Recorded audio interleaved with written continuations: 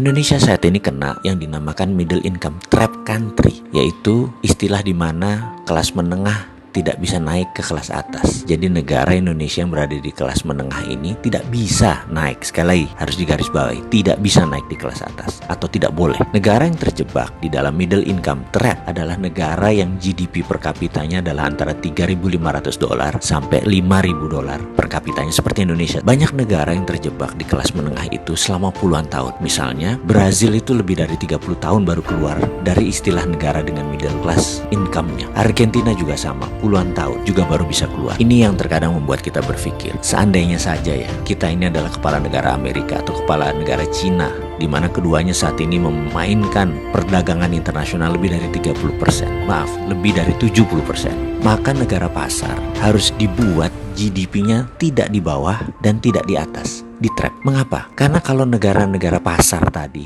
income-nya naik, maka negara tersebut harus menjadi negara produsen, dan ini malah menjadi kompetitor negara besar. Nggak boleh. Jadi nggak boleh negara tersebut jadi produsen. Kalau negara tersebut miskin, misalnya GDP-nya di bawah 1.000 per kapita, mereka nggak mampu beli barang Cina dan beli barang Amerika, dan kedua negara itu nggak mau membuat negara tersebut miskin. Makanya negara-negara market harus dijebak di tengah. Cara trapnya bagaimana dan mengapa harus di trap atau dijebak? Biasanya negara yang berpenduduk besar yang dijebak di tengah oleh negara kapitalis. Caranya dengan jangan jadikan mereka negara produsen dan manufaktur. Kedua, jangan jadikan mereka swasembada pangan. Terakhir, jangan mereka bisa mengendalikan energi. Ada sebuah perkataan dari Menteri Luar Negeri Amerika dulu namanya Henry Kissinger. You control the food, you control the people.